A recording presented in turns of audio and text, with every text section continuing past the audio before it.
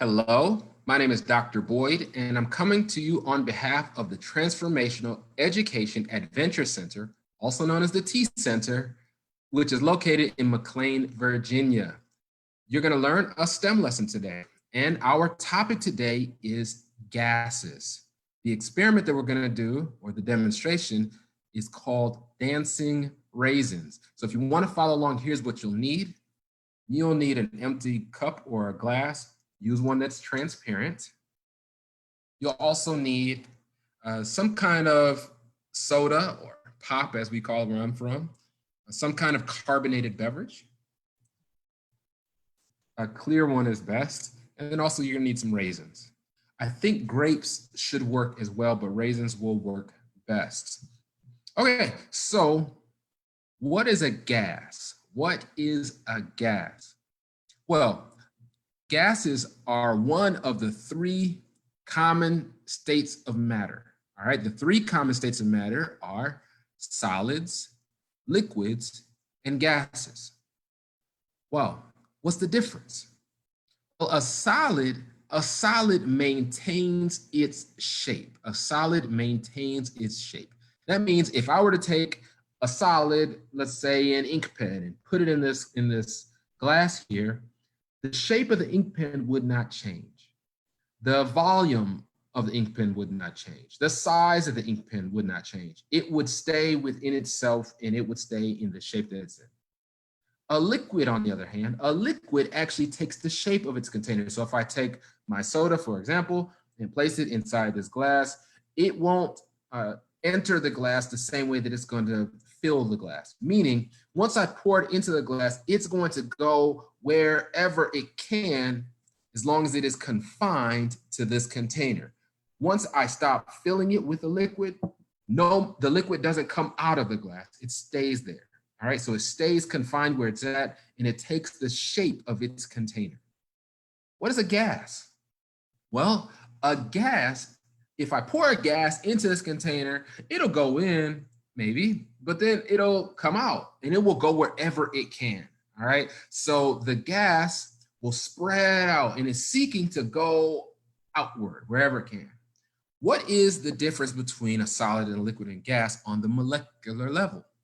Well, on the molecular level, solids, all their molecules are really close together. Liquids, they're a little further apart. And gases, they're spread very far apart. All right? This closeness or not closeness of the molecules has an effect on the behavior of the substance. All right? So a gas is seeking to go out. A gas is seeking to spread out into whatever space it can spread out into, and it will not be confined to an open container like a liquid would. So what's in soda? We call them carbonated beverages for a reason. That is, there's carbon in there. What kind of carbon? Carbon bound to two oxygens, what we call CO2 or carbon dioxide. Carbon dioxide. Where does it come from? Well, underneath a lot of pressure, you can actually get carbon dioxide to stay inside of a liquid for a space of time. And that gives the fizzy feel of a soda or a pop or a carbonated beverage. All right, so it's carbonated because it has carbon dioxide in there. That's what we call it, carbonated beverage. It has carbon dioxide in it. And you'll know that by having a carbon dioxide in there, that means there's a gas present. That's all those little bubbles that you see on the inside of the liquid. All right, so let's see some. I have my, you'll hear it actually. You'll hear the gas being released as soon as I open this. So there was gas there that had risen all the way to the top of the liquid, and now it wants to get out, and some of it got out. And I hope some of it is still there because we'll need it for our demonstration today. I still see bubbles. Those bubbles indicate that there is still carbon dioxide gas present inside the liquid. All right. And inside the liquid forms all these bubbles, all those wonderful bubbles there, right? Now, what happens when I add a raisin? Here's the raisin. I'm going to add one and see what happens.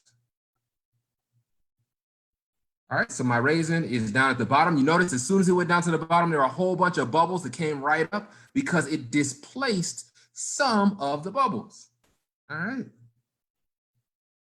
Now we'll see. Oh, it happened again. There's more bubbles when I drop that raisin in.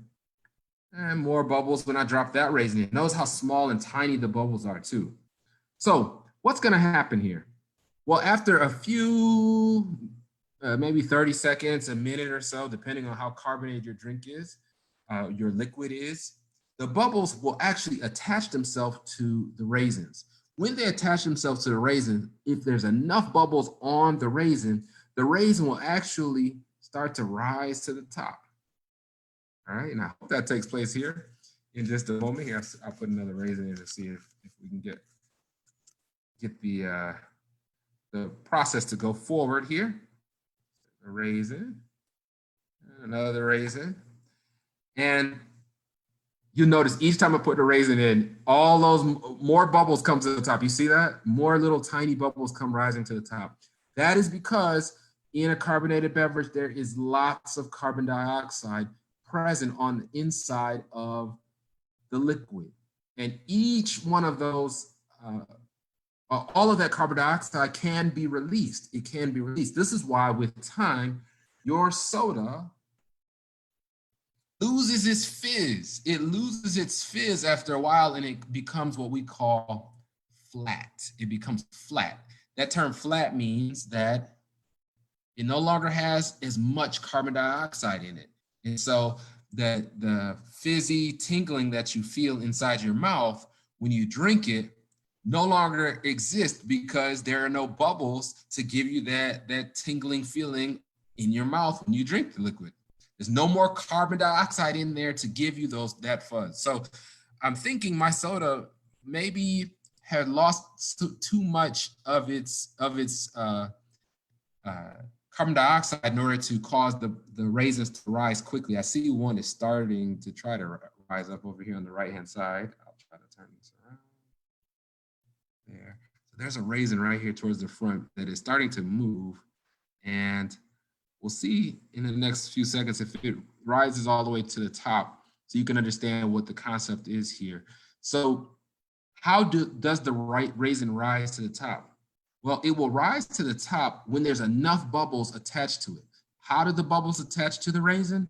The bubbles attach to the raisin because there's all those little wrinkles on there. And so in every part of the raisin, more and more bubbles get attached to the raisin. And when that happens, enough bubbles will cause the raisin to rise to the surface. And then in a really carbonated drink, one that has more carbon dioxide in it than this one apparently, what will happen is once it gets to the top, bubbles will pop because then they will be released into the atmosphere and the raisin will drop back down to the bottom. And then the process will repeat and the raisin will rise back to the top and the bubbles will pop and it'll go back down. And if you put enough raisins in there and there's enough carbon dioxide present, then you'll get the raisins to what we call dance. All right, we'll wait just another few more seconds to see if any of these raisins wants to cooperate with me today. But you can try this at home. Again, obviously you want to try this with a beverage that is freshly opened and hasn't been sitting in the refrigerator open for a day or two or three. And you'll see that this process happens pretty readily and very quickly, in fact. All right, I'm not sure if this is going to work out today, but you can give it a try for yourself. I will tell you and let you know that science, sometimes things work the way you think they should, and other times it doesn't. But in any case, I hope you enjoyed our lesson on gases, and hopefully you understand what a gas is in comparison to a liquid or a solid, and that gases do exist in some of the things that we eat and drink. All right, with that, thank you so much, and I will see you later.